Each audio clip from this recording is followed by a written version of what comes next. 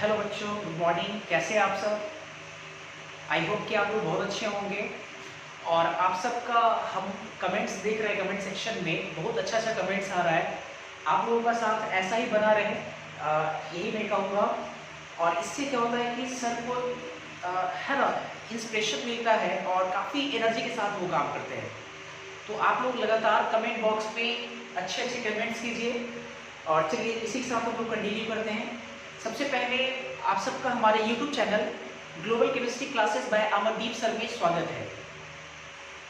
हम लोग डिफेक्ट्स पढ़ रहे थे। लास्ट क्लास में हमने आपको डिफेक्ट्स पढ़ाया था, तो चलिए डिफेक्ट्स को ही हम लोग कंटिन्यू करते हैं।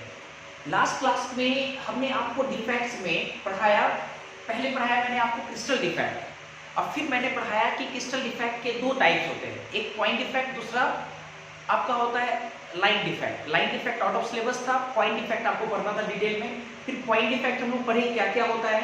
पॉइंट डिफेक्ट के बारे में पढ़ने के बाद फिर हम लोग देखें कि पॉइंट डिफेक्ट दो तरह का होता है, एक स्टैक्योमेट्रिक डिफेक्ट और एक होता है आपका नॉन स्टैक्योमेट्रिक डिफेक्ट। स्टैक्योमेट्रिक और नॉन स्टैक्योमेट्रिक डिफेक्ट। फिर हम लोग पढ़े स्टैक्योमेट्रिक डिफेक्ट क्या होता है, फिर नॉन स्टैक्योमेट्रिक, सॉरी पहले हम लोग पढ़े स्टैक्योमेट्रिक डिफेक्ट क्या होता है। फिर हम लोग देखें कि स्टैक्योमेट्रिक डिफेक्ट भी दो तरह का होता है, एक होता है आपका स्कॉटकी डिफेक्ट, दूसरा आपका होता है Frenkel defect. Non stoichiometric defect तीन तरह का होता है, एक होता है आपका मेटल एक्सेस डिफेक्ट, दूसरा मेटल डिफिशियंसी डिफेक्ट और तीसरा होता है इम्प्योरिटी डिफेक्ट। तो लास्ट क्लास में हम लोग स्टैक्योमेट्रिक डिफेक्ट को काफी डिटेल हम लोग देखे थे, काफी डिटेल पढ़े थे। तो आज के इस वीडियो लेक्चर में हम लोग नॉन स्टैक्योमेट्रिक डिफेक्ट के बारे में डिटेल पढ़ेंगे, नॉन स्टैक्योमेट्रिक डिफेक्ट के बारे में डिटेल पढ़ेंगे। लेकिन उससे पहले एक हम क्वेश्चन दे रहे हैं यहाँ पे, जो कि जेईई मेन 2018 में पूछा हुआ सवाल है। जेईई मेन 2018 में एक सवाल पूछा गया। तो ये सवाल क्या मिलते हैं, यहाँ पे क्वेश्चन था कि विच type of defect has the presence of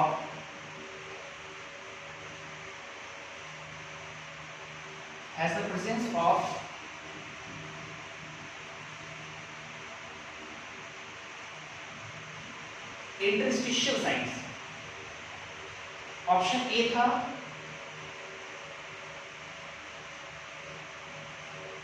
Schottky defect,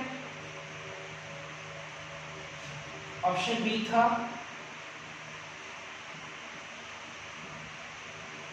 vacancy defect, option C था आपका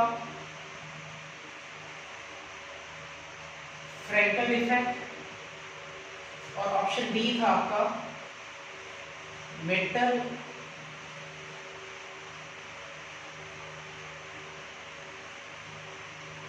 डिफिशियंसी डिफेक्ट। ये चार ऑप्शन दिया हुआ है।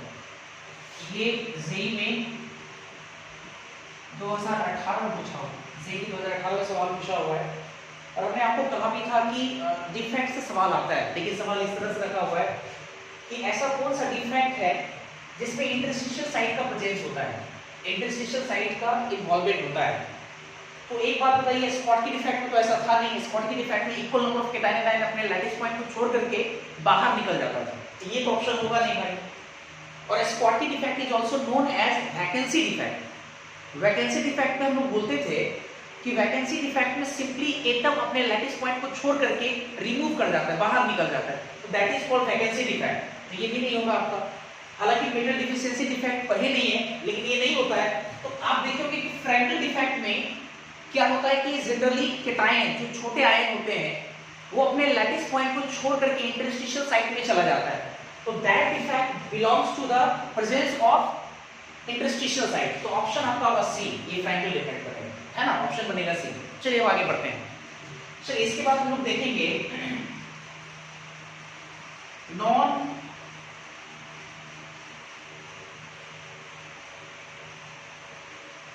Stoichiometric defect. Non stoichiometric defect के बारे में जानेंगे।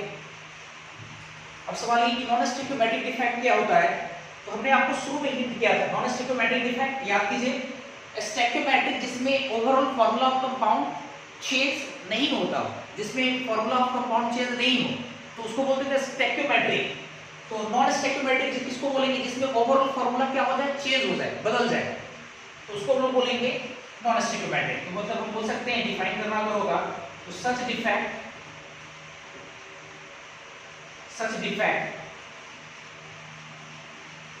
in which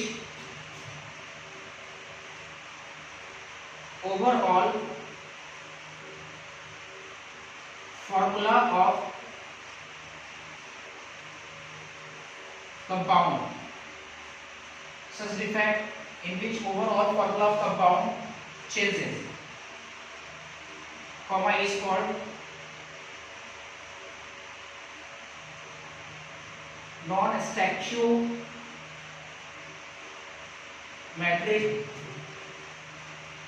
defect. तो ऐसे डिफेक्ट को क्या बोलते हैं हम लोग, नॉन स्टैक्योमेट्रिक डिफेक्ट, है ना, ये नॉन स्टैक्योमेट्रिक डिफेक्ट। और आपको याद होगा नॉन स्टैक्योमेट्रिक डिफेक्ट तीन तरह का होता है। नॉन स्टैक्योमेट्रिक डिफेक्ट तीन तरह का होता है। एक को हम लोग बोलते थे मेटल एक्सेस डिफेक्ट, दूसरा आपका था मेटल डिफिशियंसी डिफेक्ट, और तीसरा आपका था इंफिनिटी डिफेक्ट। तो चलिए एक एक करके हम डिस्कस करेंगे, टाइम पास नहीं, चलिए पहला लिखते हैं। हमें तीन पढ़ना है। पहला पढ़ेंगे हम लोग मेटल एक्सेस डिफेक्ट। हमें जानना है मेटल एक्सेस डिफेक्ट क्या होता है। मेटल एक्सेस डिफेक्ट बढ़िया समझिएगा थोड़ा। कई बार हम आपको बोलते हैं कि किसी टर्म के नाम में ही उसका डेफिनेशन छुपा होता है। अब देखिए जरा लिखा हुआ metal excess defect. Metal excess defect को थोड़ा, ये जो लाइन है इसको आप तोड़ मरोड़ कर थोड़ा समझिए, तो मेरे को लगता है कि उसका डेफिनेशन आपको क्लियर हो जाएगा, है ना। मेटल एक्सेस डिफेक्ट, एक्सेस का मतलब होता है अधिकता या बढ़ना। एक्सेस का मतलब अगर बढ़ जाता है, कौन बढ़ेगा, मेटल। मेटल एक्सेस डिफेक्ट अगर नॉन स्टैक्योमेट्रिक डिफेक्ट के होने से, नॉन स्टैक्योमेट्रिक डिफेक्ट या किसी डिफेक्ट के होने से अगर मेटल का संख्या बढ़ जाए, इंक्रीज कर जाए, तो that defect is called metal excess defect. Simple सी बात है, मेटल का संख्या अगर बढ़ गया किसी डिफेक्ट के कारण, तो आप ऐसे डिफेक्ट को क्या बोल सकते हैं, मेटल एक्सेस डिफेक्ट बोल सकते हैं। अब जरा समझते हैं पहले, तो ये किताबों में तो बहुत अच्छे से लिखा होता है, सिर्फ लिखा रहता है, उसमें समझाया नहीं होता है। आखिर वहां लिखा हुआ कैसे, इसको हम आपको प्रैक्टिकली भी समझा सकते हैं। एकदम आप एक एक लाइन को फील कर सकते हैं, थोड़ा दिमाग चलाओ। जैसे पहले तुम समझते हैं सर मेटल बढ़ेगा कैसे। आप एक बात समझिए, हम लोग जो डिफेक्ट है क्रिस्टल डिफेक्ट, हम लोग आयनिक कंपाउंड में पढ़ रहे हैं, आयनिक कंपाउंड। और आयनिक कंपाउंड में आप जान लीजिए कि दो तरह का बेसिस होता है, एक होता है केटायन, दूसरा होता है एनायन। जनरली केटायन आपका मेटल होगा, आप समझ रहे हैं। जैसे सोडियम क्लोराइड में, सोडियम देखो, सोडियम क्लोराइड ये आयनिक कंपाउंड है, इसमें सोडियम आपका मेटल है, तो केटायन आपका मेटल है कि नहीं। केटायन क्या होता है आपका, मेटल होता है। और एनायन क्या होता है आपका, नॉन मेटल होता है। केटायन मेटल है और एनायन नॉन मेटल है। कैल्शियम क्लोराइड में कैल्शियम देखो केटायन है, कैल्शियम मेटल है। तो आप जरा समझिए मेटल एक्सेस डिफेक्ट, तो अगर आयनिक कंपाउंड लेते हैं तो उसमें दो तरह का बेसिस है, मेटल है और नॉन मेटल। मेटल मतलब केटायन और नॉन मेटल का मतलब एनायन। अब मुझे मेटल को बढ़ाना है, तो थोड़ा दिमाग चलाओ, आप मेटल को कितने तरीके से बढ़ा सकते हैं। तो आपकी तरफ से आंसर आना चाहिए सर दो तरीके से। कैसे, एक तरीका है कि सर हम क्या करें कि एक एनायन को हम रिमूव कर दें। एक क्या, एक से ज्यादा भी रिमूव कर सकते हैं, है कि नहीं। अगर हम एनायन को निकाल दें, तो अगर हम एनायन को निकाल देंगे, हम ऐसे बोल रहे हैं लेकिन ये आपको हम समझा रहे हैं, ऐसा नहीं कि हम निकालने जा रहे हैं, बल्कि वो पहले से ही निकाला रहेगा। हम आपको समझा रहे हैं कि मेटल एक्सेस डिफेक्ट को समझने के लिए क्या क्या हो सकता है, हम आपको पॉसिबल तरीके बता रहे हैं। तो अगर मान लीजिए कि एक एनायन को हम निकाल देते हैं, तो एनायन को अगर निकाल देंगे, एनायन मतलब नॉन मेटल, अगर निकाल देंगे ऑब्वियसली देखो मेटल का संख्या बढ़ जाएगा। लेकिन एक बात मुझे बताइए, क्या अगर आप एनायन को निकालेंगे तो क्या इलेक्ट्रिकल न्यूट्रलिटी मेंटेन रह पाएगा? सिर्फ अगर एनायन को निकालिएगा तो नहीं रहेगा, क्योंकि आयनिक कंपाउंड में जितने केटायन है उसके अकॉर्डिंग उतना ही एनायन है, जितना केटायन उतना ही एनायन है। तो अगर आप एनायन को बाहर निकाल दिए, सादा सादा सिर्फ एनायन को बाहर निकाल दिए, इससे उस क्रिस्टल का इलेक्ट्रिकल न्यूट्रलिटी मेंटेन नहीं रह पाएगा। तो हमने तो आपको सिखाया था नोट में करके कि डिफेक्ट चाहे कोई भी हो, हमेशा इलेक्ट्रिकल न्यूट्रलिटी मेंटेन रहना चाहिए, हमेशा। तो ऐसे तो मेंटेन होगा नहीं। तो अब देखो क्या होता है, तो समझिएगा कि एनायन निकल जाए और जहां से एनायन निकला है अगर वहां पे एक इलेक्ट्रॉन वहां पे आ जाए, एनायन निकले और वहां पे इलेक्ट्रॉन चला है।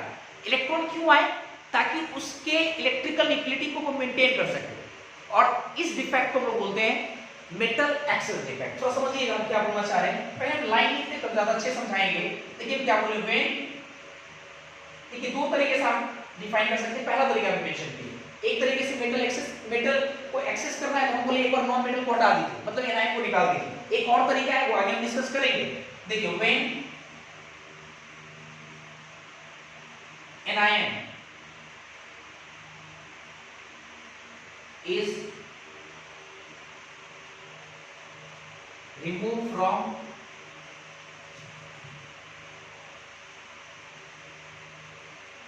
their lattice point and electron is present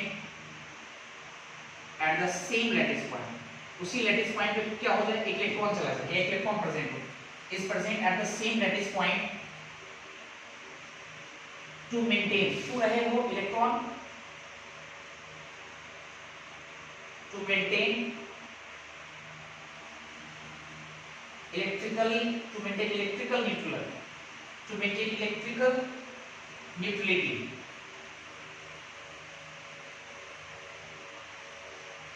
Neutrality is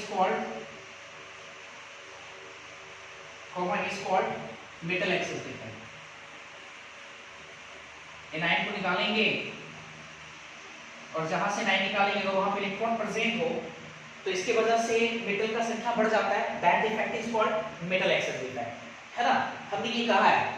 अब इसको हम लोग पिक्चर वाइज देखते हैं, पिक्चर वाइज देखिए तो आपको ज्यादा क्लियर होगा। देखिए जरा अच्छे से देखिए, हम क्या करते हैं, AB नाम का मान लीजिए एक आयनिक कंपाउंड है, AB, तो समझिएगा AB ये मान लीजिए एक आयनिक कंपाउंड है, ये आयनिक सॉलिड है ना, ये आयनिक क्रिस्टल है AB।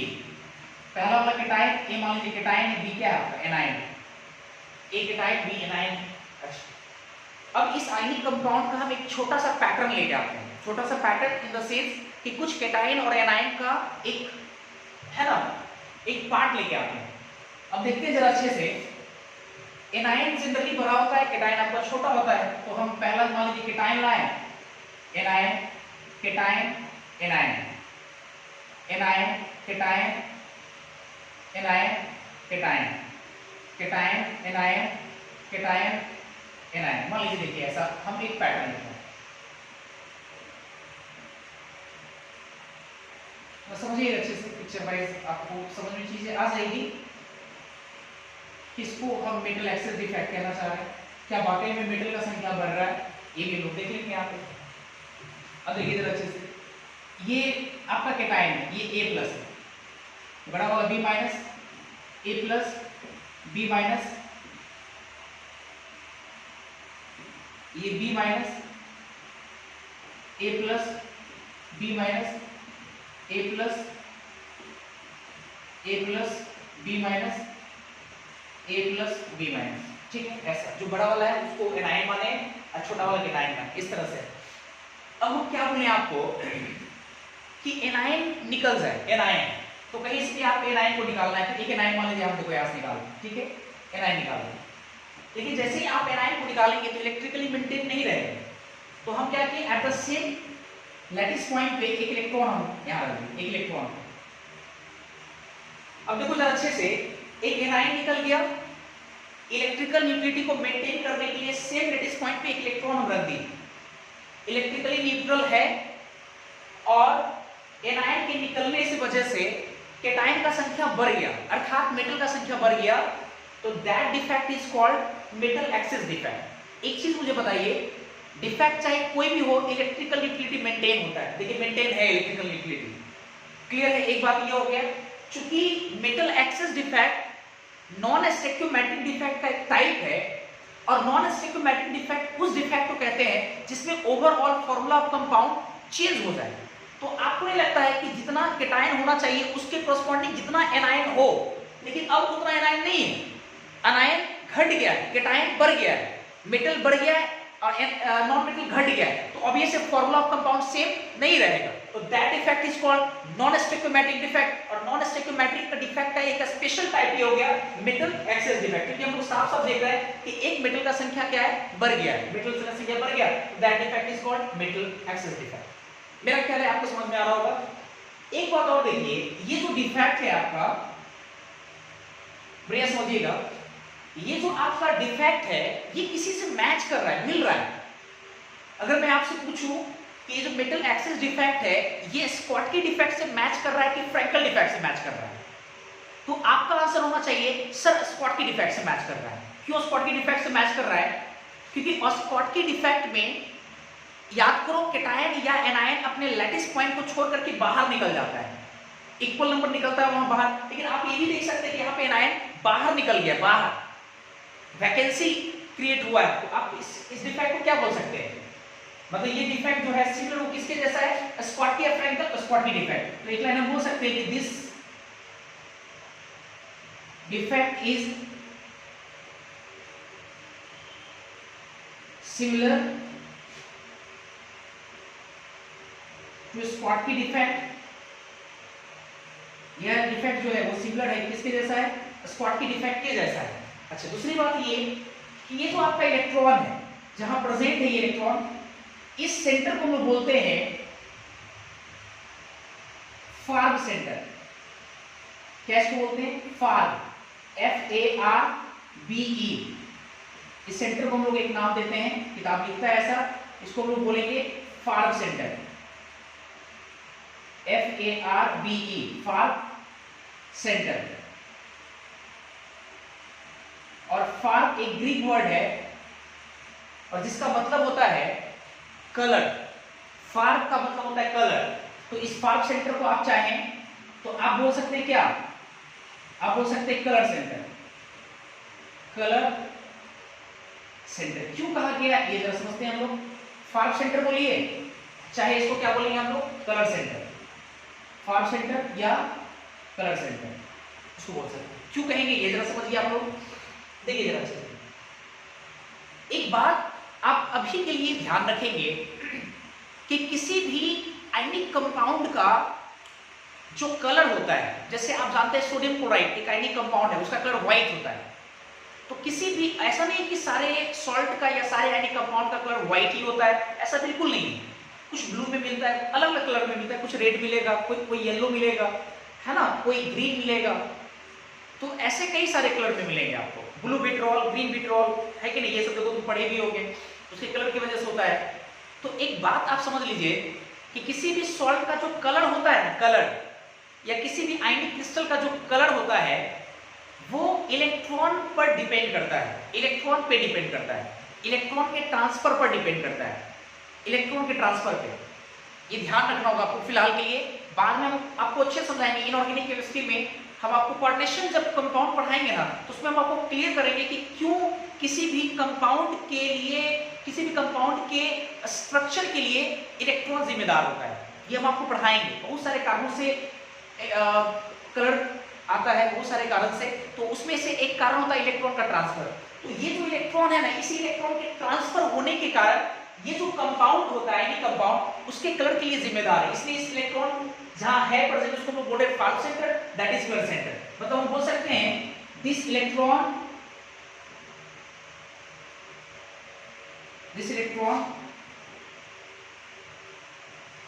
is responsible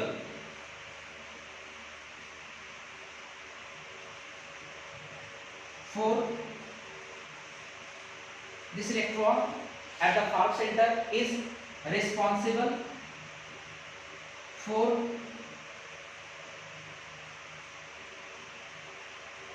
color characteristics of crystal. For example, sodium chloride. ये सोडियम क्लोराइड में ऐसा होता है। सोडियम क्लोराइड का जो व्हाइट कलर है है ना, वो कहीं ना कहीं ये इस इलेक्ट्रॉन पे डिपेंड करता है आपका। ये सोडियम क्लोराइड इसका एग्जांपल होगा।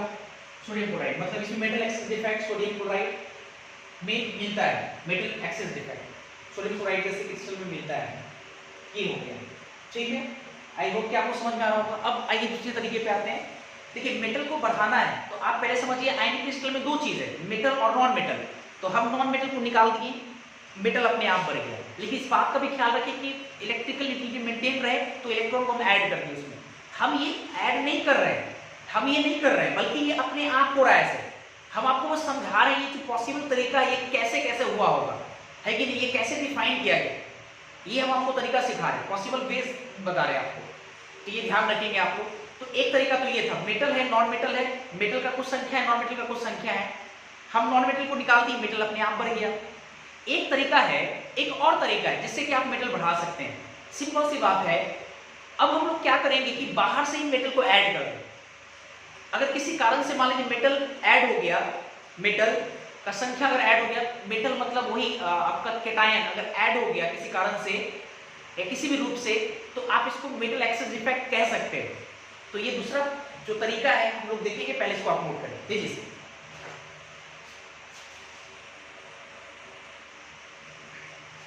चलिए इसके बाद देखिए, मेटल एक्सेस डिफेक्ट को आप दूसरे तरीके से डिफाइन कर सकते हैं। हम देखिए लिख रहे हैं यहाँ पे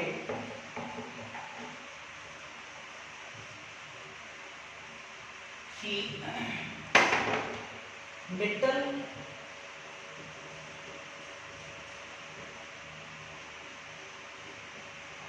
access defect is also defined another way। दूसरे तरीके से मेटल एक्सेस डिफेक्ट को डिफाइन कर सकते हैं।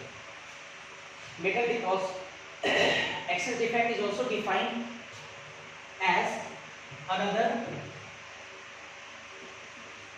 अनदर वेज, ठीक है, दूसरे तरीके से डिफाइन कर सकते हैं। देखिएगा कैसे, हम क्या बोले कि एक तरीका है कि आप क्या कीजिए कि मेटल को अगर आपको बढ़ाना है तो आप एक तरीका क्या है, एक बताया आपको कि आप मेटल को ही बाहर से ऐड कर दीजिए। बाहर से मेटल अगर ऐड हो गया, और अगर आप जरा सोचिए पहले, अगर मेटल ऐड होगा, मेटल ऑब्वियसली केटायन के फॉर्म में रहता है, इसका मतलब केटायन अगर ऐड होगा तो केटायन ऐड होने के कारण, प्लस ऐड होने के कारण उसका इलेक्ट्रिकल यूटिलिटी मेंटेन नहीं हो पाएगा। तो उसको मेंटेन करने के लिए साथ साथ हम लोग जितने आप केटायन को ऐड कर रहे हैं उतने ही आप एनायन को ऐड कर दें, सॉरी एनायन नहीं, क्योंकि एनायन ऐड करेंगे तो फिर केटायन एनायन की संख्या बराबर हो जाएगा, तो मेटल ज्यादा नहीं हो पाएगा। उतनी ही संख्या में आप इलेक्ट्रॉन को ऐड कर दीजिए, तो इस कारण से भी मेटल बढ़ जाएगा, और that defect is called metal excess defect. मतलब आप बोल सकते हैं, अब जैसे आप देखिए जरा अच्छे से, पहले पिक्चर वाइज पहले देख लीजिए। जैसे ये मान लीजिए आपका ए बी आयनिक क्रिस्टल मान लेते हैं, ए बी मान लीजिए आयनिक क्रिस्टल है, ऑब्वियसली एक केटायन है, अभी एनायन है, पहला केटायन बाद वाला एनायन, और केटायन ही आपका क्या होता है जनरली, है ना, मेटल होता है, ठीक है, मेटल होता है। अब ये इसके कुछ पैटर्न्स को आपको दिखाते हैं, जैसे ये केटायन है, anion, cation, anion, anion, cation, anion, cation, cation, anion, cation, anion, ऐसे होगा। अब ये कुछ आयन का हम पैटर्न लेते हैं, ठीक है, थोड़ा मिला लेते हैं ऐसे, और देखिएगा आप लोगों को ज्यादा समझ में आएगा।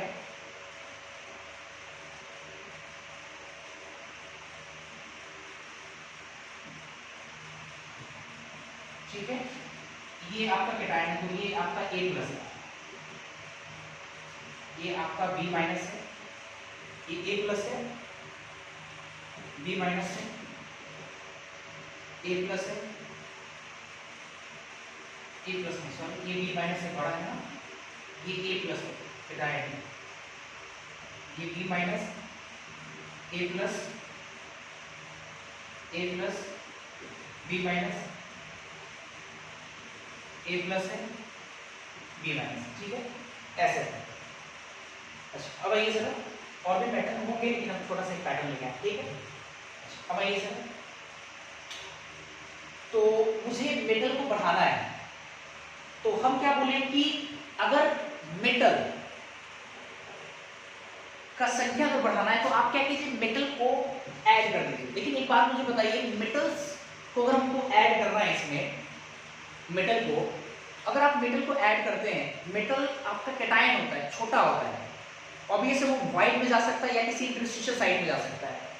तो देखिए क्या होता है, जो एडिशनल जो मेटल्स आप ऐड करने जा रहे हैं वो किसी लैटिस पॉइंट सॉरी किसी इंटरस्टिशियल साइड में चला जाए। जैसे मान लीजिए देखो A प्लस एक इंटरस्टिशियल साइड में चला गया, देखो A प्लस, और ऐसा होने से देखो मेटल बढ़ गया, देखिए इलेक्ट्रिकल इंटीग्रिटी डिस्टर्ब हो गया, तो A प्लस के साथ साथ एक एडिशनल इलेक्ट्रॉन भी चला जाए लैटिस पॉइंट में, सॉरी इंटरस्टिशियल साइड में, मतलब इलेक्ट्रॉन और मेटल आयन इंटरस्टिशियल साइड में चला जाए, तो इस वजह से भी मेटल का संख्या बढ़ जाता है, इलेक्ट्रिकल इंटीग्रिटी मेंटेन रहता है, ओवरऑल फार्मूला बदल जाता है, तो that defect is called metal axis defect है।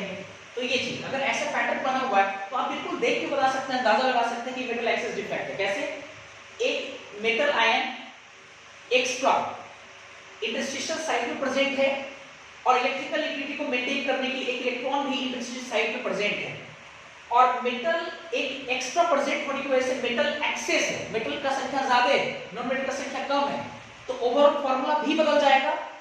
ओवरऑल फार्मूला बदल गया, इसका मतलब नॉन स्टोइकियोमेट्रिक डिफेक्ट, और नॉन स्टोइकियोमेट्रिक डिफेक्ट में मेटल का संख्या बढ़ गया है, तो that defect is called metal excess defect. यही चीज लिखेंगे हम, तो देखिए क्या लिखने जा रहे हैं, लिखेंगे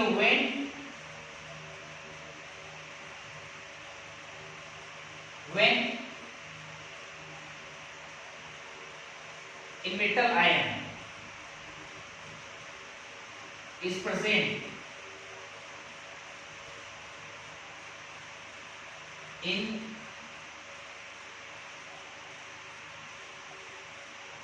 interstitial site, when a metal ion is present in interstitial site and an electron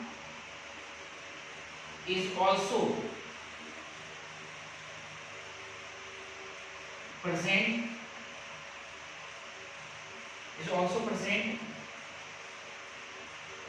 in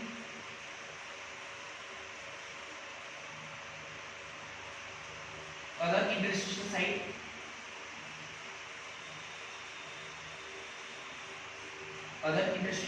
site, ये क्यों होना चाहिए प्रेजेंट, to maintain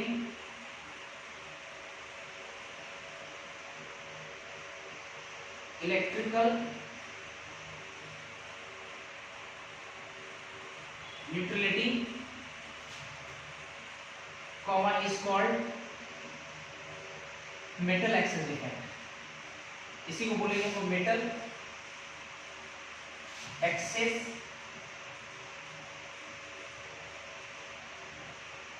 डिफेक्ट। ये यहाँ पर क्या है, मेटल एक्सेस डिफेक्ट। और थोड़ा सा नहीं इसके बारे में, ये तो चलो ठीक है, मेटल एक्सेस डिफेक्ट हो गया। अब ये जो मेटल एक्सेस डिफेक्ट है, मेरा सवाल आपसे है, ये किस डिफेक्ट से मैच कर रहा है? क्या फ्रैंकल डिफेक्ट से मैच कर रहा है या क्या स्कॉटकी डिफेक्ट से मैच कर रहा है?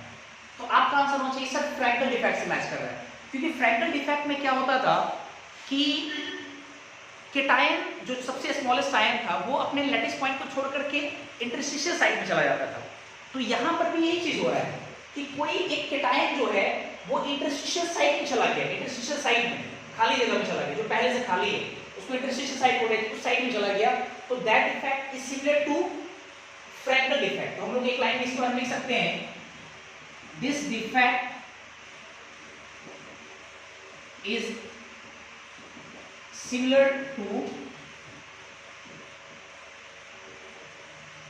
Frankel defect. ये फ्रैंकल डिफेक्ट में ऐसा जो डिफेक्ट है वो फ्रैंकल डिफेक्ट में जैसा होता है, सिमिलर होता है, उसके जैसा होता है। अच्छा अब आइए जरा देखिए, ये जो आपका मेटल एक्सेस डिफेक्ट है इस तरह का कि मेटल एडिशनल कोई मेटल आयन जो है वो इंटरस्टिशियल साइड में चला जाए और साथ में इलेक्ट्रॉन भी चला जाए। ये जो डिफेक्ट है ये जिंक ऑक्साइड जैसे कंपाउंड में जनरली मिलता है जिंक ऑक्साइड जैसे कंपाउंड में। मतलब हम लोग बोल सकते हैं कि दिस डिफेक्ट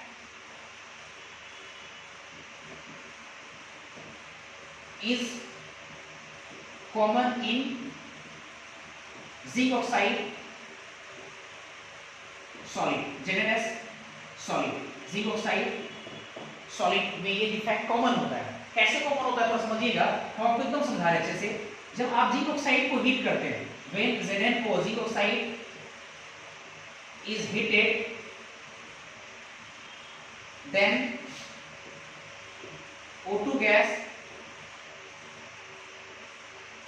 is evolved। जब जिंक ऑक्साइड सॉलिड को जब आप हीट करते हैं तो हीट करने से क्या होता है कि O2 गैस इवॉल्व होता है, O2 गैस इवॉल्व होता है एंड और क्या होता है, and zinc double plus ion add 2 extra electron, zinc double plus ion add 2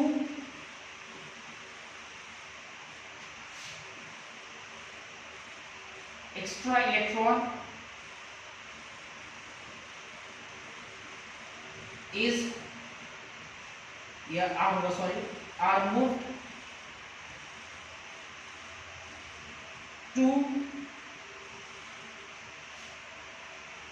are moved to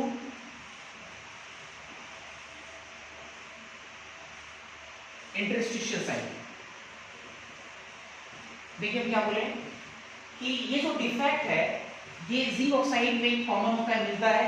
जब जिंक ऑक्साइड को आप हीट करते हैं तो then oxygen gas is evolve, oxygen gas निकल जाता है and Zn double plus ion and 2 extra electron, Zn double plus ion के अलावा 2 extra electron are move to interstitial side. मतलब आप जब जिंक ऑक्साइड को लिए, ZnO को लिए, सॉरी ZnO ये सॉलिड है, आप जब इसको हीट करते हैं तो हीट करने से आपका O2 गैस निकल गया, ये बाहर हो गया, निकल गया है, तो बैलेंस करने के लिए हाफ लगा दिए और जो जिंक है Zn डबल प्लस, बैलेंस करने के लिए आपको 2 इलेक्ट्रॉन जोड़ना भी पड़ेगा क्योंकि इधर न्यूट्रल है, ये 2 प्लस 2 इलेक्ट्रॉन जोड़ेंगे तब तो ये कैंसिल होगा। तो देखिए ये Zn डबल प्लस आयन और 2 इलेक्ट्रॉन, ये दोनों का दोनों क्या होता है, ये किसी इंटरस्टिशियल साइड में चला जाता है, इंटरस्टिशियल साइड में चला जाता है। आप देख सकते हैं जब जिंक ऑक्साइड को हीट किए, ऑक्सीजन निकल गया, ऑब्वियस ऑक्सीजन अगर निकल गया तो Zn double plus ion oxygen के रिलेटिव क्या हो गया, बढ़ गया, Zn डबल प्लस आयन बढ़ गया और 2 एक्स्ट्रा इलेक्ट्रॉन ये दोनों का दोनों किसी इंटरस्टिशियल साइड पे चला गया। तो that effect is called metal deficiency, sorry metal excess defect, क्योंकि मेटल का संख्या देखो बढ़ जाएगा। वही चीज यहां पर भी हो रहा है, ये जो A प्लस और E जो आ रहा है वो कहीं ना कहीं एनायन जो है ऐसे मॉलिक्यूल या गैस बन के वो निकल गया होगा और उसकी जगह पे वो निकल गया होगा और इंटरस्टिशियल साइड में मेटल और इलेक्ट्रॉन, मेटल आयन और इलेक्ट्रॉन जाकर के बैठ गया होगा। तो इस डिफेक्ट को हम लोग बोलेंगे मेटल डिफिशियंसी डिफेक्ट, नहीं सॉरी मेटल एक्सेस डिफेक्ट, क्योंकि मेटल का संख्या बढ़ गया, मेटल एक्सेस डिफेक्ट, ये आपको मेटल एक्सेस डिफेक्ट है। मेरा ख्याल ये खत्म हो गया, आपको समझ में आ रहा होगा। आगे देखते हैं मेटल डिफिशियंसी डिफेक्ट, जल्दी नोट कीजिए इसको, पहले स्क्रीनशॉट लेंगे सब लोग। इसके बाद हम सेकंड देखेंगे नॉन स्टिकोमेट्रिक डिफेक्ट का second, metal deficiency defect. Metal deficiency defect नाम से ही डिफेक्ट क्लियर है कि एक ऐसा डिफेक्ट जिसमें मेटल का कमी हो, मेटल घट जाए, तो that defect is called metal deficiency defect. लेकिन इस डिफेक्ट के दरमियान आपको बहुत सारी बातों का ख्याल रखना पड़ेगा। मेटल का कमी हो ये तो होना चाहिए, साथ ही साथ आपको इलेक्ट्रिकली न्यूट्रल भी समझना है, इलेक्ट्रिकली न्यूट्रलिटी को भी मेंटेन करे हो, तब हम लोग बोलेंगे। जैसे देखो जरा अच्छे से, इससे पहले जो हम आपको डिफेक्ट पढ़ाए मेटल एक्सेस डिफेक्ट, उसमें हमने आपको सिखाया कि आप मेटल को कितने तरीके से बढ़ा सकते हैं। तो आप दिमाग लगाएं कि सर मेटल को 2 तरीके से बढ़ा सकते हैं, नॉन मेटल को घटा करके मेटल बढ़ा देंगे या फिर बाहर से ही मेटल को बढ़ा दे, ऐड कर दे एक्स्ट्रा मेटल, तब भी मेटल बढ़ जाएगा। तो कुछ बच्चे के मन में ये जरूर होगा कि सर अगर मुझे मेटल डिफिशियंसी डिफेक्ट अगर जानना है, तो बच्चे दिमाग में तुरंत उससे वो कनेक्ट करके समझ लेता है कि सर मेटल डिफिशियंसी डिफेक्ट में क्या होना चाहिए कि मेटल को घटाना है इस बार, तो घटाने के लिए हम क्या कर सकते हैं, बाहर से आयन को ऐड कर दें, है कि नहीं, बाहर से मेटल को बाहर से नॉन मेटल को ला करके ऐड कर दें, मेटल अपने आप कम हो जाएगा।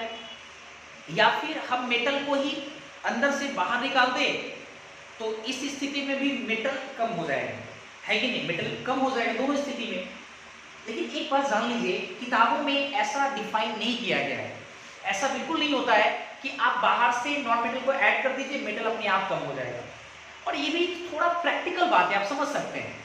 एक बात मुझे बताइए, जो नॉन मेटल होता है वो one of the Brevis lattice को ऑक्युपाई करता है, और नॉन मेटल जो होता है, जो एनायन होता है जिसको आप बोल रहे हैं, एनायन बिगर आयंस होते हैं।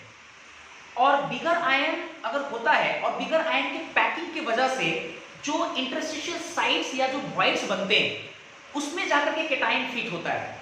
तो आपको लगता है कि बाहर से कोई एनायन आकर के उस इंटरस्टिशियल साइट या किसी खाली वॉइड्स में जाकर के वो रह ले?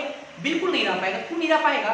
क्योंकि एनायन का जो साइज होता है वो बड़ा होता है, लेकिन जब एनायन को आप पैक करते हैं और उसके वजह से इंटरस्टिशियल साइट्स या जो वॉइड्स बनता है उसके जो साइज है, जो आकार है, वो तो ऑब्वियस है, एनायन बिगर आयन से क्या होगा, छोटा होगा।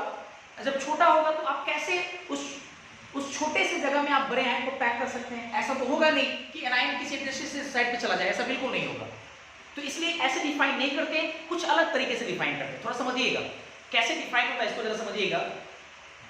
जैसा कि आपको पता होगा पहले से भी कि बहुत सारे ऐसे मेटल्स हैं जो वेरिएबल वैलेंसी को शो करता है। वेरिएबल वैलेंसी को मतलब एक से ज्यादा तरह का वैलेंसी जो रखता है उसको बोलते हैं वेरिएबल वैलेंसी। कुछ बच्चे जानते होंगे, जैसे आयरन दो तरह का वैलेंसी शो करता है, Fe double plus, Fe triple plus. Nickel दो तरह का वैलेंसी शो करता है, +2 +3। गोल्ड दो तरह का वैलेंसी शो करता है, +1 +3। टीन Sn दो तरह का वैलेंसी शो करता है, +2 और +4। तो ऐसे कई सारे मेटल्स हैं, खास करके डी और पी ब्लॉक एलिमेंट, डी और पी ब्लॉक एलिमेंट, कई सारे ऐसे मेटल्स हैं जो वेरिएबल वैलेंसी को शो करता है, एक से ज्यादा तरह का वैलेंसी शो करता है। ये आपको जानते होंगे पहले से। अब समझिए जरा मेटल डिफिशियंसी कैसे डिफाइन किया जाता है। जैसे आप एक मेटल का एक क्रिस्टल लेकर आइए और उस मेटल का क्रिस्टल लेकर आइए जो वेरिएबल वैलेंसी शो करता है, ठीक है। जैसे मान लीजिए हम एक एग्जांपल के तौर पे समझते हैं कि हम Fe डबल प्लस भी होता है, Fe ट्रिपल प्लस भी होता है। तो हम Fe डबल प्लस का बना हुआ एक क्रिस्टल लेकर आए, एक क्रिस्टल। अब देखिएगा जरा कैसे होता है मेटल डिफिशियंसी। एक क्रिस्टल लेके आए, ऑब्वियसली उसमें Fe डबल प्लस आयन और दूसरा जो एनायन होगा कुछ होगा। जैसे मान लीजिए अगर हम लेकर आए iron oxide FeO, ferrous oxide लेके आए, तो उसमें Fe डबल प्लस आयन और O पे डबल माइनस आयन कई सारे होंगे, कई सारे Fe डबल प्लस और O पे डबल माइनस आयन होंगे, फॉर्मूला Fe होगा, ठीक है। अच्छा अब जरा समझिएगा, तो अब क्या होगा कि आयरन जो क्रिस्टल जो आप लेकर आए FeO, उसमें आयरन +2 में मतलब लोअर ऑक्सीडेशन स्टेट में, तो ऐसा हो सकता है कि आयरन मेटल जो +2 ऑक्सीडेशन स्टेट में है वो अपने ही मेटल के हायर ऑक्सीडेशन स्टेट से रिप्लेस हो जाए, हायर ऑक्सीडेशन स्टेट से रिप्लेस हो जाए, और इस तरह से रिप्लेस हो कि उसका इलेक्ट्रिकल न्यूट्रलिटी मेंटेन रह जाए। और ऐसे डिफेक्ट्स के और ऐसे मतलब होने के कारण, ऐसा होने के कारण मेटल का संख्या घट जाएगा और that defect is called metal deficiency defect. थोड़ा बढ़िया समझिएगा। जैसे जब आप FeO लेकर आए, FeO एक क्रिस्टल लेकर आए, तो उसमें Fe डबल प्लस आयन भी है और O पे डबल माइनस आयन भी, एक दो नहीं है, ढेर सारे हैं। अब ऐसा हम बोल रहे हैं कि जो Fe डबल प्लस आयन है अपने हायर ऑक्सीडेशन स्टेट वाले मेटल आयन से रिप्लेस हो जाए, मतलब Fe ट्रिपल प्लस से रिप्लेस हो जाए। तो इस तरह से रिप्लेस हो कि इलेक्ट्रिकल न्यूट्रलिटी मेंटेन रहे, है कि नहीं, इस बात का ख्याल रखना है। तो मुझे एक चीज बताइए, Fe डबल प्लस है और Fe ट्रिपल प्लस आयन को रिप्लेस करेगा, तो और इस तरह से कि इलेक्ट्रिकल न्यूट्रलिटी मेंटेन हो जाए। तो डबल प्लस में 2 प्लस का चार्ज है, ट्रिपल प्लस में 3 प्लस का चार्ज है, तो हम कितना डबल प्लस को निकाले, बढ़िया समझिएगा, कितना डबल प्लस कितने ट्रिपल प्लस को रिप्लेस कर सकता है। तो 3 डबल प्लस 2 ट्रिपल प्लस को रिप्लेस आराम से कर सकता है। 3 डबल प्लस, 2 ट्रिपल प्लस। देखो आयरन का 2 ट्रिपल प्लस मतलब 6 प्लस 4, और जो पहले से आयरन है 2 प्लस में, उस 3 को Fe डबल प्लस लाएंगे तब जाके प्लस 6 चार्ज बनेगा। मतलब 2 Fe triple plus ion 3 Fe double plus ion को रिप्लेस करेगा। तो आप देख सकते हैं कि 3 Fe की जगह पे 2 Fe आ गया, तो मेटल का संख्या घट गया, और 2 Fe ट्रिपल प्लस की जगह, sorry 2 Fe triple plus 3 Fe double plus की जगह पे आ रहा है, तो इलेक्ट्रिकल न्यूट्रलिटी भी मेंटेन रह गया है। तो that defect is called metal deficiency defect. आप देख पा रहे हैं कि मेटल की डिफिशियंसी हो गई। अब देखो इसी चीज को हम लिखते हैं यहां पहले, देखिए क्या लिखेंगे, when some metal ion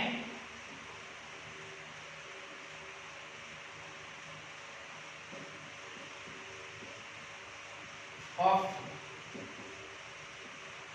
lower oxidation state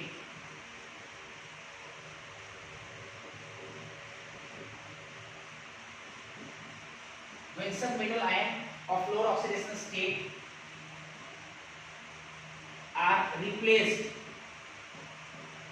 by same metal ion of higher oxidation state, इस तरह से such that, जैसे तैसे नहीं, इस तरह से हो such that, जिसकी वजह से उनके their electrical utility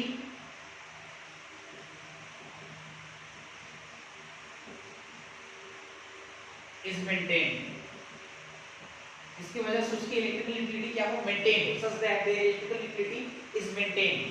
This defect is called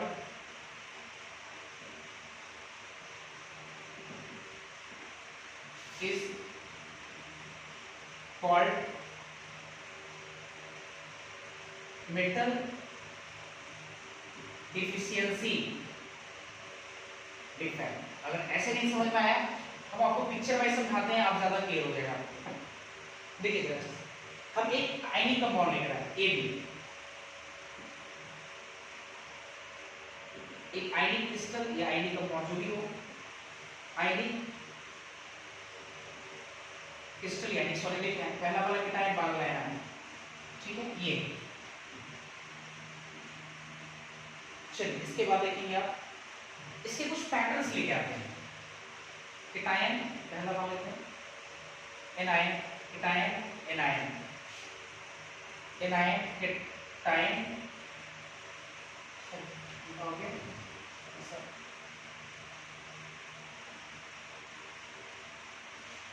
ये यहाँ क्या आएगा, एनायन, केटायन, एनायन, केटायन, ये केटायन, एनायन, केटायन, एनायन, ये कुछ पैटर्न हम लेके आए आयनिक क्रिस्टल का, ठीक है।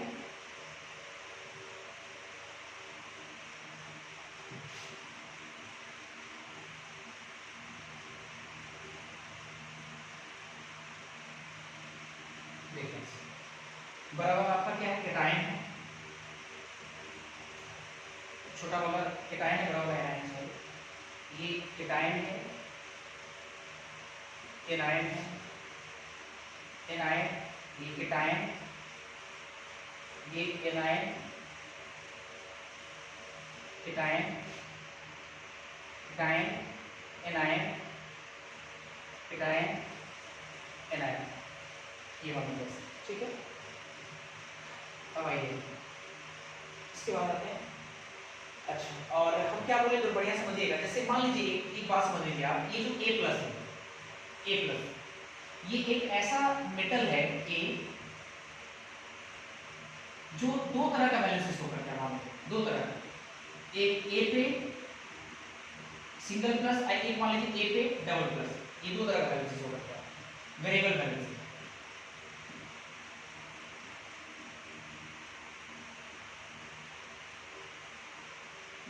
वेरिएबल वैल्यू से शो करता है ए प्लस और ए डबल प्लस, ए मान लीजिए शो करता है ना, दो तरह का वैल्यू से शो कर रहा है, ए प्लस और ए पे डबल प्लस। अब देखिए हम क्या बोले कि कुछ मेटल आयन अपने लोअर ऑक्सीडेशन स्टेट वाला हायर ऑक्सीडेशन स्टेट से रिप्लेस होते हैं। अब देखो एक ए डबल प्लस आयन कितने ए प्लस आयन को रिप्लेस करेगा, एक डबल प्लस आयन कितने सिंगल प्लस आयन को रिप्लेस करेगा, ऑब्वियस दो। देखो ए डबल प्लस ए को ए प्लस एक ए प्लस मान लीजिए यहाँ से निकाल, कहीं से भी निकाल सकते कोई दिक्कत नहीं, मान लीजिए हम यहाँ से निकालते, ठीक है, एक ए प्लस यहाँ से निकल गया, एक ए प्लस यहाँ निकल गया, तो दो ए प्लस निकल गया, और दो ए प्लस की जगह पे किसी एक लैटिस पॉइंट पे ए पे डबल प्लस आ गया। देखो ए पे डबल प्लस, देखो जरा अच्छे से इसको थोड़ा लोकेट करने के लिए हम इस तरह दिखा रहे हैं। देखो ए पे डबल प्लस आ गया, और ए पे डबल प्लस आने से इलेक्ट्रिकल इक्विलिटी मेंटेन रह गई, लेकिन मेटल का संख्या घट गया। आप देख सकते हैं कि दो मेटल के जगह पे एक मेटल का आयन आ रहा है, तो मेटल का संख्या घट गया, that effect is called metal deficiency effect, इसी को बोलेंगे मेटल डिफिशियंसी इफेक्ट। और आप समझ सकते हैं कि मेटल डिफिशियंसी होने के कारण, मेटल का कमी होने के कारण ऑब्वियस है ओवरऑल फार्मूला पे असर पड़ेगा। जैसे अगर आप सोडियम क्लोराइड का फार्मूला, हालांकि सोडियम क्लोराइड सोडियम तो होगा नहीं है, वेरिएबल वैल्यू से सोडियम शो नहीं करता है, तो जो वेरिएबल वैल्यू से शो करता है उसमें होगा, है ना, जैसे आपका आयरन शो करता है तो आयरन की ऑक्साइड, ये सब। तो हम एक लाइन यहाँ पे ऐसा करके जोड़ देते हैं कि this defect is common in FeO, iron के ऑक्साइड में होगा, निकेल ऑक्साइड NiO, है ना, ये SnO टिन ऑक्साइड वगैरह इस सब में होता है, ठीक है, क्योंकि ये सब वेरिएबल वैल्यू से शो करता है, तो इन सब में ये डिफेक्ट होता है। तो एक बात समझिए पहले, जैसे FeO, Fe पे डबल प्लस आयन, O पे डबल माइनस आयन, ठीक है, और जब फॉर्मूला आप लिखते हैं तो Fe का संख्या 2 आता है और ऑक्सीजन का संख्या 2 आता है, तो सिंपल रेशियो में 1:1 हो गया। लेकिन आप देख पा रहे हैं कि कुछ Fe जो होता है वो अपने हायर वैलेंसी से रिप्लेस हो जा रहा है, Fe double plus ion higher valency से रिप्लेस हो जा रहा है। तो एक बात जरा समझिए, तो फॉर्मूला उसकी वजह से क्या हो जाएगा, बदल जाएगा। मतलब ये जो आपका FeO है, जरा यहाँ देखिएगा आप लोग, इतना में ATC कर देते हैं, यहाँ जो FeO है ये किस में बदल जाएगा, ये अब FeO नहीं रहेगा, ये FeO तब होता ना जितना मेटल उतना ही आपका नॉन मेटल होता है। लेकिन आप देख रहे हैं कि मेटल का संख्या घट गया, तो 1:1 नहीं रहेगा, ये Fe का संख्या घटेगा तो 0.96 O का संख्या 1, ये ऐसा आएगा फॉर्मूला। तो देखो ये नॉन स्टोइकोमेट्रिक डिफेक्ट, इसी को बोलेंगे हम लोग। अब देखो NiO है, अगर NiO है तो NiO में भी अगर निकेल का संख्या घट गया है कि नहीं, अभी 1:1 है, तो घट गया तो निकेल का संख्या 1 से कम होगा, तो मान लीजिए 0.93 या 96 जो भी हो, और O ऐसा। देखो ओवरऑल फॉर्मूला देखो बदल रहा है कि नहीं, होना चाहिए FeO लेकिन हो रहा है Fe 0.96 होना चाहिए NiO, लेकिन फॉर्मूला में NiO 0.93 है कि नहीं, तो फॉर्मूला बदल गया। That effect is called metal deficiency defect. मतलब एक बात अंडरस्टूड होना चाहिए आपके दिमाग में कि Fe 0.96 O में Fe डबल प्लस अकेला नहीं है, सिर्फ Fe डबल प्लस आयन नहीं है, क्योंकि मेटल की डिफिशियंसी हुई है तो ऑब्वियस है Fe डबल प्लस आयन अपने ही हायर वैलेंसी वाला से क्या हुआ, रिप्लेस हुआ, अदला बदली हुआ है, तो ये नहीं होगा, है कि नहीं, तो Fe 0.96 होगा। क्लियर है। अब देखिए आपके एनसीईआरटी में एक क्वेश्चन फ्रेम किया हुआ है, जान लीजिए थोड़ा। सवाल है, find out percentage of Fe double plus ion, Fe triple plus ion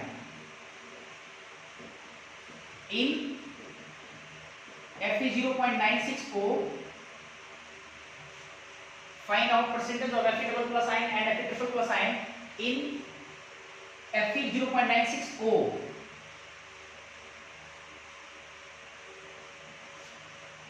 में आपको निकालना है, ये एक सवाल। Fe डबल प्लस आयन और Fe ट्रिपल प्लस आयन का FeO में बताइए परसेंटेज कितना होगा। और ये जान लीजिए, ये आपका जो क्वेश्चन है ये एनसीईआरटी में है, प्लस ये जेई में पूछा हुआ कई बार, प्लस ये नीट में पूछा हुआ सवाल, ये कई एग्जाम में पूछा हुआ सवाल है, ये आपको सॉल्व करना है। थोड़ा आप दिमाग चलाइए, आपको क्वेश्चन बनेगा। चलिए ऐसे हम करते हैं, आप वीडियो को पॉज करके खुद से पहले सॉल्व कीजिएगा, नहीं बनेगा फिर देखिए। चलिए पहले हम समझते हैं, जरा इसका सॉल्यूशन देखते हैं। एक चीज बताइए मुझे, हमको Fe 0.96O में Fe डबल प्लस आयन और Fe ट्रिपल प्लस आयन का हमको परसेंटेज बताना है, कितना है। Fe डबल प्लस आयन का परसेंटेज कितना है, मतलब 100 में Fe डबल प्लस आयन कितना है और 100 में Fe ट्रिपल प्लस आयन का संख्या कितना है। तो ऐसा करते हैं, पहले हम मान लेते हैं। देखिए क्या मानते हैं, let Fe double plus ion, number of Fe double plus ion in Fe 0.96O में मान लीजिए इसका संख्या x है, number of Fe double plus ion मान लीजिए x है, तो number of Fe triple plus ion कितना होगा। एक बात देखिए साफ साफ, Fe 0.96O के नीचे में कुछ नहीं तो 1 है, तो Fe का संख्या 0.96 है Fe का, और इस Fe में Fe डबल प्लस आयन भी Fe ट्रिपल प्लस भी आयन भी है, और O का संख्या कितना 1 है, और O की संख्या 1 होने का मतलब सिर्फ O अकेला है, सिर्फ O ही है और कोई नहीं है। 0.96 में दोनों चीजें, तो Fe डबल प्लस आयन का संख्या अगर हम x मान लिए, Fe का टोटल संख्या 0.96, तो Fe ट्रिपल प्लस आयन कितना होगा 0.96 और माइनस x, यही होगा। 0.96 में से हम लोग क्या करेंगे, x को घटा देंगे, तो Fe ट्रिपल प्लस आयन का संख्या निकल जाएगा। यहां तक दिक्कत नहीं होना चाहिए। अब आइए जरा समझते हैं। अच्छा, चार्ज ऑलवेज कंजर्व होता है, ऐसा आप पढ़े होंगे या जानते होंगे पहले से। चार्ज ऑलवेज कंजर्व होता है, देखिए जरा अच्छे से, अकॉर्डिंग टू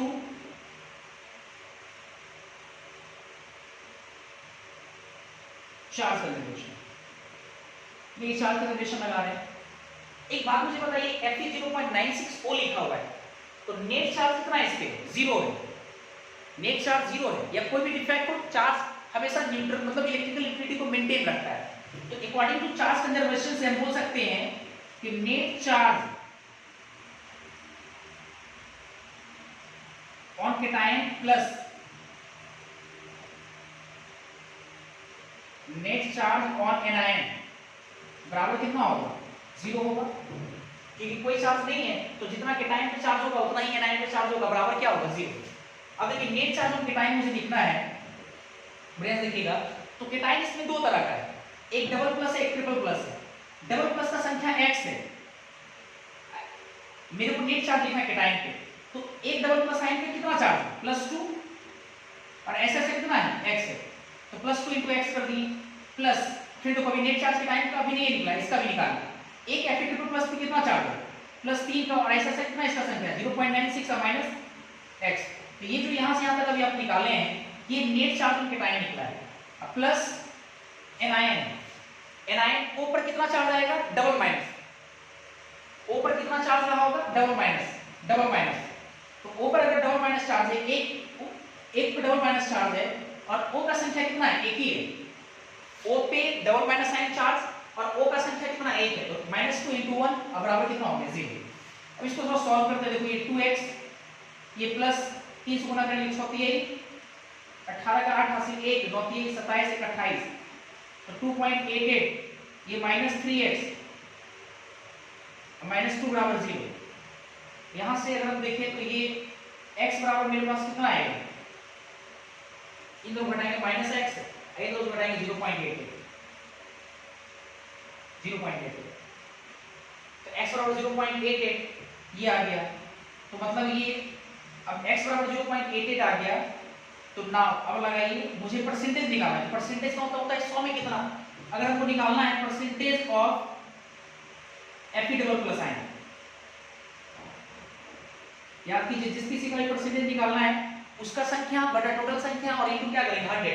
तो Fe डबल प्लस आयन का संख्या कितना मानेगा, Fe डबल प्लस आयन का संख्या x है, तो ये 0.88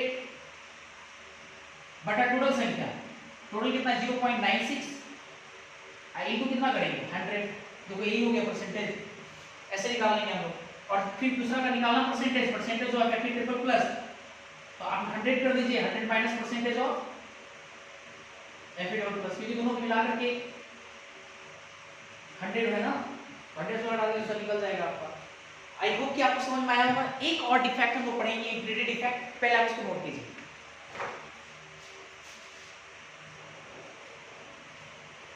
इसके बाद हम लोग देखेंगे इम्प्यूरिटी डिफेक्ट, जो तीसरा आता है।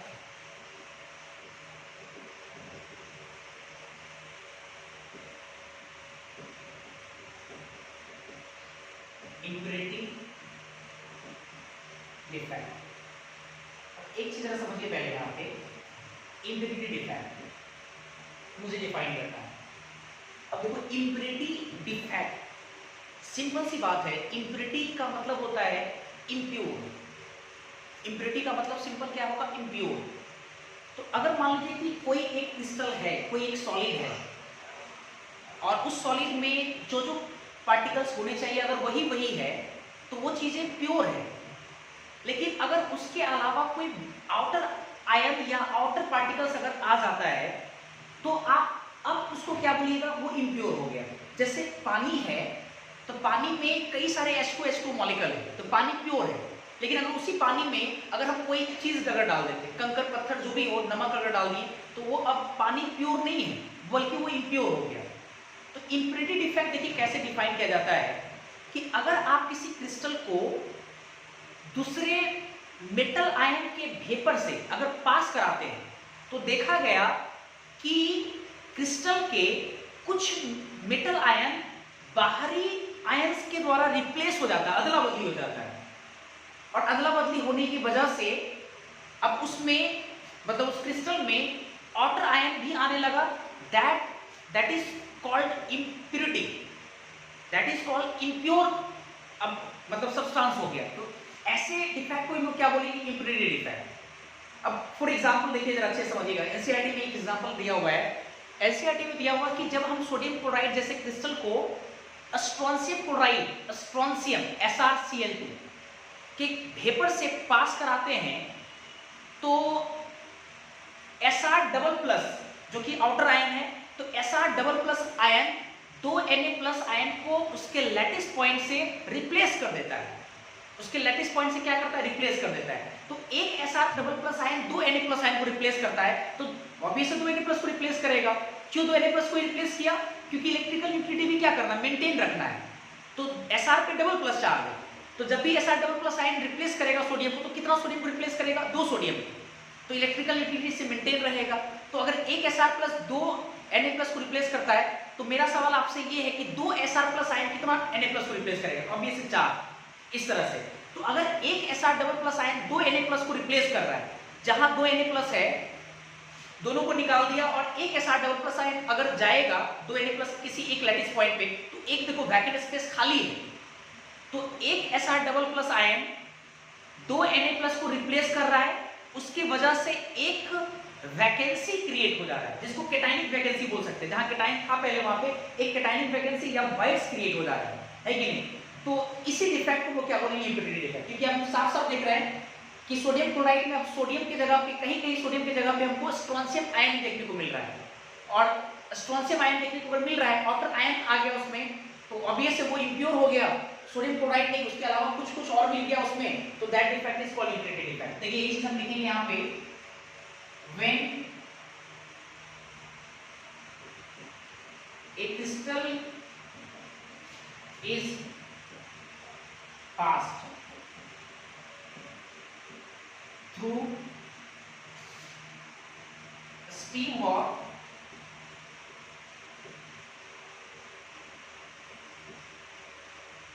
another ions,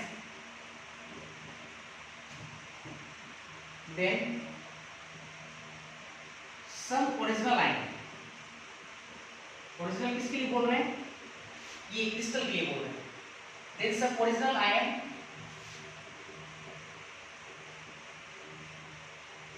are replaced bye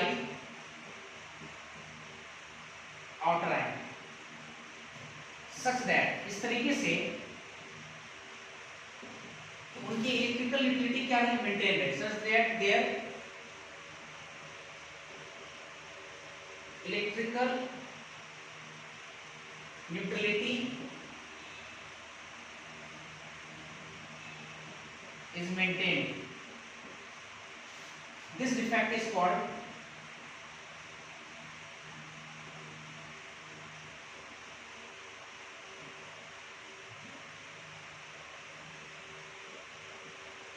impurity defect. For example, देखिए NCERT लिखा हुआ है जब हम सोडियम क्लोराइड को when sodium chloride crystal is passed through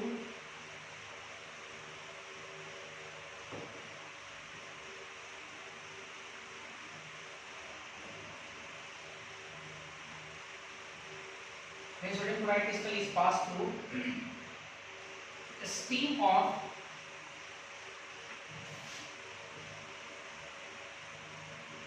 strontium chloride, steam of strontium chloride, then one Sr double plus ion is replaced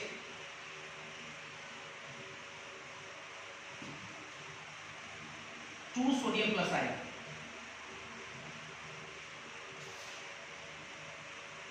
From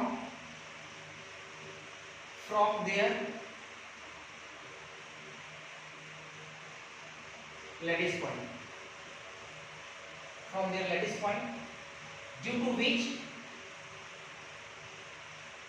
जिसके चलते one cationic, आप देख सकते थे one cationic vacancies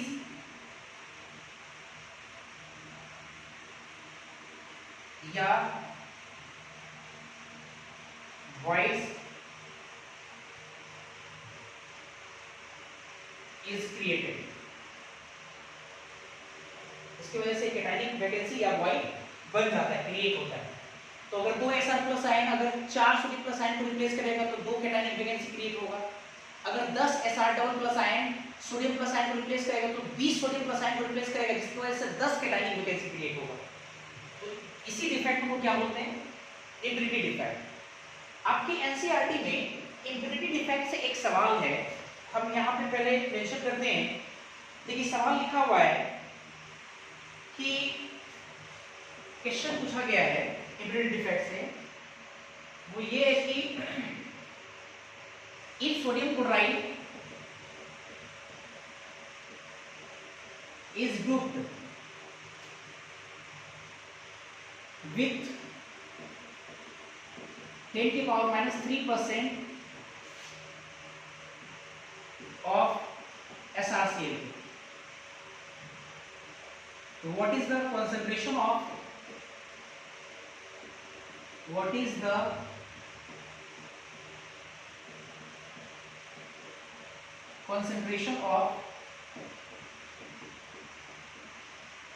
cationic vacancies? ये आपसे पूछूंगा. ये आपके एनसीईआरटी का क्वेश्चन है, हालांकि असाइनमेंट में भी सवाल ये दिया हुआ है, आपके एग्जाम में भी पूछा हुआ सवाल है. आपसे बोला गया कि इफ सोडियम क्लोराइड इज डूब्ड, डूब मतलब मिलाना, ये डुबोना. सोडियम क्लोराइड को डुबोया गया विथ 10 की पावर -3% ऑफ SrCl2. 10 की पावर -3 मूल परसेंट होगा, 10 की पावर -3 मूल परसेंट ये होगा,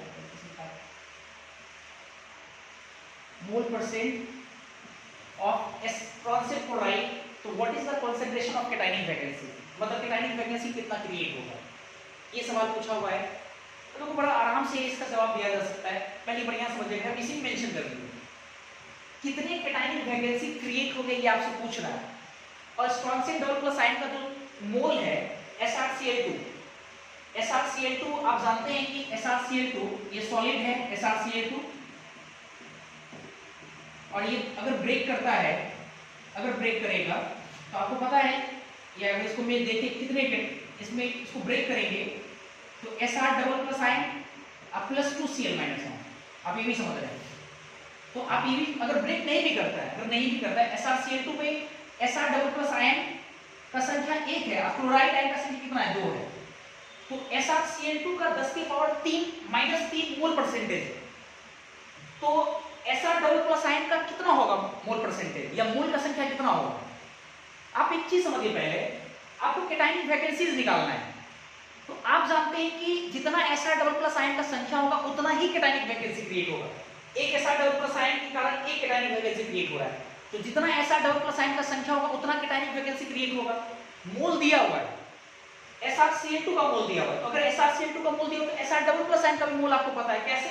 आप जानते हैं कि रिएक्शन एक साइन बोर्ड की तरह होता है, और ये साफ साफ बता रहा है कि इसका एक मोल, इसके एक मोल में स्टोनसन डबल प्लस आयन का एक मोल, आपको राइट आयन का 2 मोल प्रेजेंट है। तो अगर इसका 10 के पावर माइनस 3 मोल परसेंट अगर प्रेजेंट होगा, अगर इसका, तो इसका भी इतना ही प्रेजेंट होगा, 10 के पावर माइनस 3 मोल परसेंट, है कि नहीं? तो इसलिए अब देखिए लिखते हैं नंबर ऑफ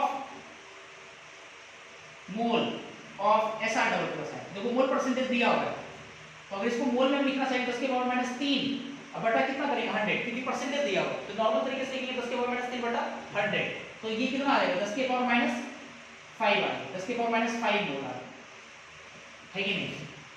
10 के पावर माइनस 5 मोल हो गया। अब तो इसलिए मुझे निकालना है, मोल निकल चुका है, तो हमको निकालना है number of Sr double plus ion. तो ये कितना लिख सकते हैं, नंबर ऑफ, अब मोल इनटू कितना है, एवोगाड्रो नंबर, मोल का संख्या कितना है 10 के पावर माइनस 5, एवोगाड्रो का संख्या कितना होता है 6 गुना 10 के पावर 23, तो ये कितना हो गया 6 गुना 10 के पावर 18, इतना आयन हो जाएगा, Sr डबल प्लस आयन हो गया इतना। अब आप जानते हैं कि जितना Sr डबल प्लस आयन का संख्या होगा उतना ही कैटायनिक वैकेंसी होगा, मतलब चूंकि या सिंस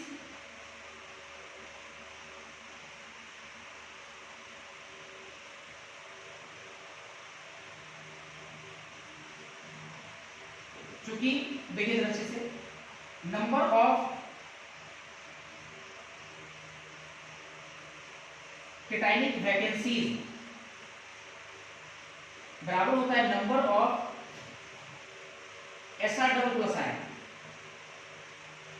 तो number of Sr double plus ion आप निकाल चुके, कितना है 6 गुना 10 के पावर 18, इसलिए कैटायनिक वैकेंसी का संख्या कितना होगा 6 गुना 10 के पावर माइनस, सॉरी 6 गुना 10 के पावर 18, यही देखिए आपका आंसर हो जाएगा, है कि नहीं?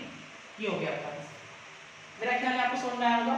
और ये सॉलिड स्टेट का लास्ट वीडियो लेक्चर था, और हम लोग अब अगले वीडियो लेक्चर में हम लोग सॉल्यूशन की बात करेंगे, नेक्स्ट चैप्टर की बात करेंगे, और इस तरह से आपका सॉलिड स्टेट पूरा खत्म हो गया। ठीक है, थोड़ा बहुत और पढ़ना है, आप लोग एनसीईआरटी थोड़ा एक बार पढ़ लेंगे और आपको समझ में आ जाएगा। ठीक है, बाकी नहीं भी पढ़ेंगे तब भी आपको थोड़ा बहुत फिजिक्स में वो चीज़ें जो नहीं पढ़ाए हैं वो फिजिक्स में पढ़ना है, ध्यान रखिए। तो आज के लिए इतना ही, थैंक यू।